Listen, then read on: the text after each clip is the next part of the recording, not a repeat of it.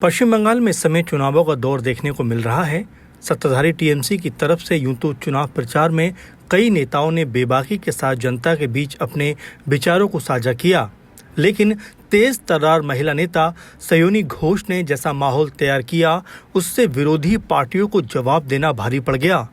दरअसल पश्चिम बंगाल की राजनीति में जब भी ग्लैमर और राजनीति की बात होती है तो सयोनी घोष का नाम प्रमुखता के साथ उभर कर सामने आता है। एक सफल अभिनेत्री से लेकर जादवपुर जैसी सीट से सांसद बनने तक का उनका सफर वाकई हर किसी के लिए प्रेरणादायक कहानी से कम नहीं है। सयोनी घोष का शुरुआती जीवन। 27 जनवरी 1993 को कोलकाता के एक मध्य वर्गीय परिवार में जन्मी सयोनी घोष ने बचपन से ही अपनी एक अलग पहचान बनाने का सपना देखा।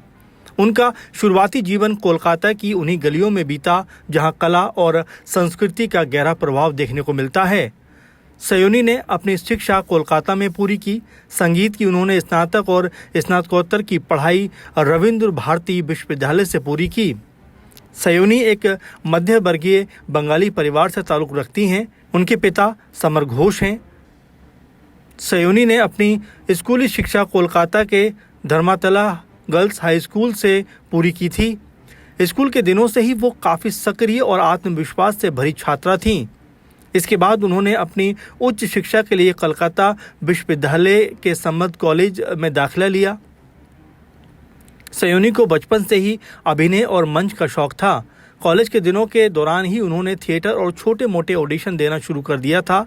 उनकी बेबाकी का अंदाज़ा इससे ही लगाया जा सकता है कि उनके व्यक्तित्व में एक अलग तरह का जो आकर्षण था वो नज़र आता था, और यही वजह थी कि जो आज राजनीति में भी उनकी जो काबिलियत है वो दिखाई पड़ती है। सयोनी की बंगाली फिल्मों में एंट्री। सयोनी घोष का बंगाली फिल्म इंडस्ट्री में प्रवेश किसी सुनहरे सपने से कम नहीं था, लेकिन इसके पीछे उनका कड़ा संघर्ष और अभिनय के प्रति जुनून छिपा था। उन्होंने बहुत ही कम उम्र में ही कैमरे का सामना करना शुरू कर दिया था। सयोनी के करियर की आधिकारिक शुरुआत साल 2010 में हुई। उन्होंने सबसे पहले टेलीविजन के जरिए बंगाली दर्शकों के दिलों में जगह बनाई। उनकी पहली बड़ी पहचान टेलीविजन फिल्म इच्छेडान से मिली, जहां उनके स्वाभाविक अभिनय को काफ़ी पसंद किया गया। इसके बाद वो नोटून गान जैसे छोटे पर्दे के प्रोजेक्ट में नजर आई। बड़े पर्दे पर सयोनी को बड़ा ब्रेक 2011 में मिला। उन्होंने सुपरहिट फिल्म शत्रु में एक महत्वपूर्ण भूमिका निभाई, जिसमें उनके साथ सुपरस्टार जीत मुख्य भूमिका में थे। हालांकि इस फिल्म में वो मुख्य नायिका नहीं थी, लेकिन उनकी स्क्रीन प्रेजेंस ने निर्देशकों का ध्यान अपनी तरफ खींचा। सयोनी में सहज अभिनय की क्षमता। सयोनी ने केवल कमर्शियल ही नहीं बल्कि कंटेंट आधारित फिल्मों में भी काम किया। साल 2013 की फिल्म कानामेई उनके करियर का टर्निंग पॉइंट मानी जाती है। इसके बाद राजकहिनी जैसे गंभीर फिल्मों में उनकी दमदार अभिनय की क्षमता भी देखने को मिली। वो अभिनय की दुनिया में बहुत दूर तक का सफ़र तय करना चाहती थी। उनके एक्टिंग को देखकर ऐसा लगता था। अभिनय की इसी गहराई ने उन्हें बाद में एक मुखर राजनेता बनने में भी बड़ी मदद की। वैसे सयानी के सहज अभिनय क्षमता और आत्मविश्वास ने उनको दर्शकों का चहेता बना दिया।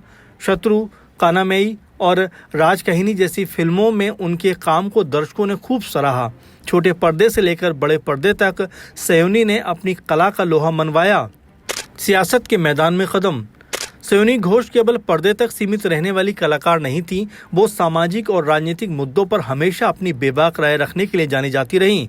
इसी बेबाकी ने उन्हें राजनीति की तरफ आकर्षित किया और साल 2021 में उन्होंने ममता बनर्जी के नेतृत्व वाली टीएमसी यानी तृणमूल कांग्रेस में प्रवेश किया। ये वो समय था जब बंगाल में विधानसभा चुनावों का माहौल गरमाया हुआ था।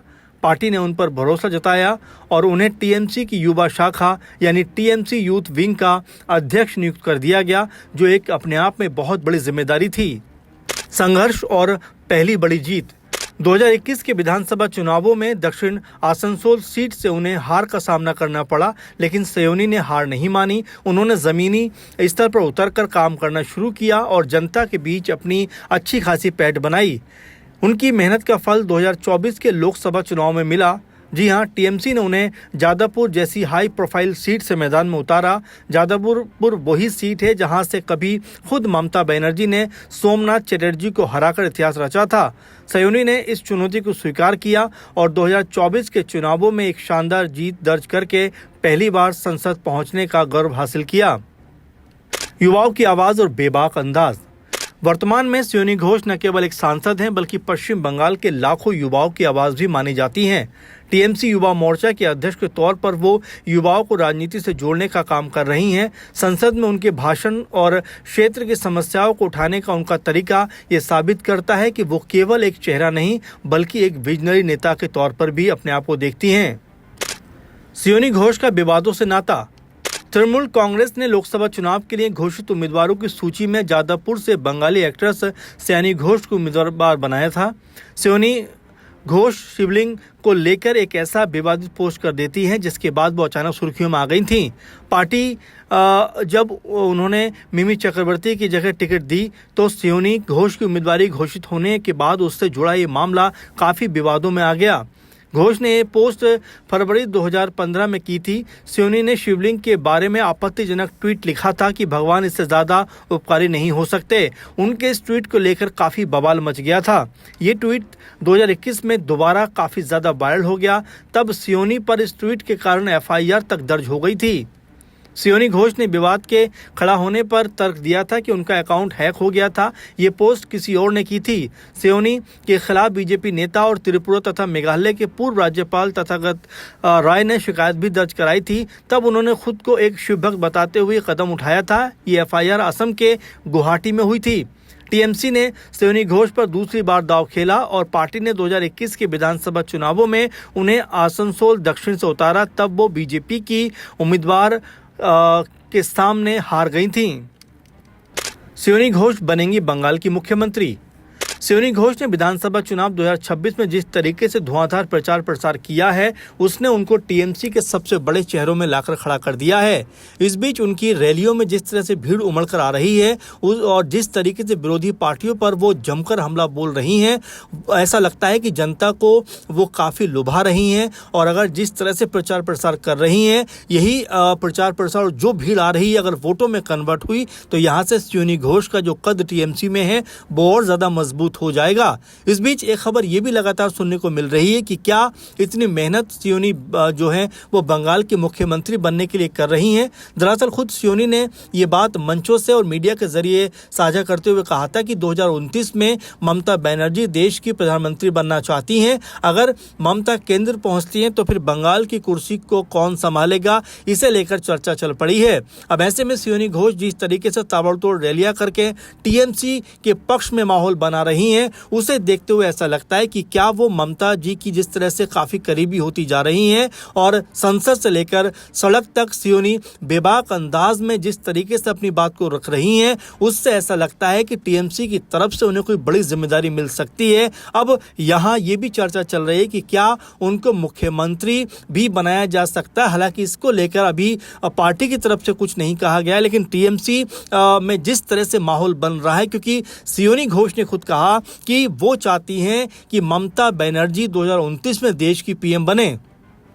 सियोनी घोष फुल टाइम राजनेता। बंगाली अभिनेत्री और जादवपुर की सांसद सियोनी घोष के जीवन से जुड़े कई अहम पहलुओं पर हमने आपके साथ जानकारी साझा की। सियोनी ने एक सफल फिल्म करियर को छोड़कर राजनीति का कांटों भरा ताज पहनने का रास्ता चुना। 2024 में जादवपुर की जनता का दिल जीतकर संसद पहुंची सियोनी राजनीति में लगातार सफलता की सीढ़ियां चढ़ती नजर आ रही हैं। फिल्मों के चकाचौंध छोड़ना फिल्मी सितारों के लिए आसान नहीं होता, लेकिन सियोनी पूरी तरीके से अब सियासत के रंग में रंगी हुई दिखाई पड़ती हैं। सियोनी ने अपने राजनीति को बिल्कुल भी पार्ट टाइम के तौर पर नहीं लिया है, बल्कि वो तो दिनों दिन राजनीति में खुद की एक अलग पहचान बनाती हुई दिखाई पड़ रही हैं। जनता भी सियोनी के साथ इसीलिए जुड़ रही है क्योंकि वो अपना पूरा समय लोगों की समस्याओं को सुलझाने में लगी हुई हैं।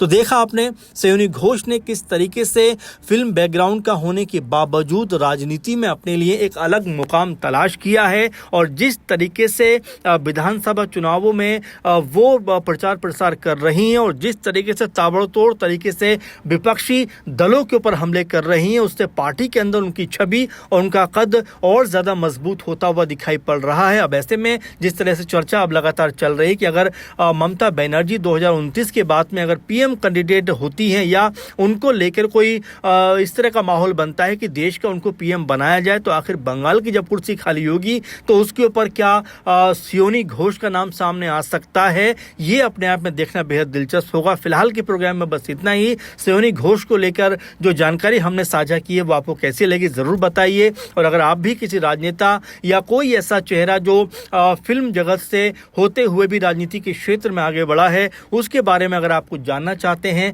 तो कमेंट करके उनका नाम जरूर साझा करिए और अपने विचार जरूर हमारे साथ में आप साझा करते रहिए, क्योंकि आपके विचार जो है उनके जरिए हम अपने आने वाले प्रोग्राम आपके सामने लेकर आएंगे। तो फिलहाल के प्रोग्राम में बस इतना ही। आप लगातार इस तरह जुड़े रहें, लगातार बने रहें, अपनी प्रतिक्रियाएं आप लगातार यूं ही देते रहें। फिलहाल आपसे आज्ञा चाहते हैं, आप लगातार जुड़े रहें। धन्यवाद।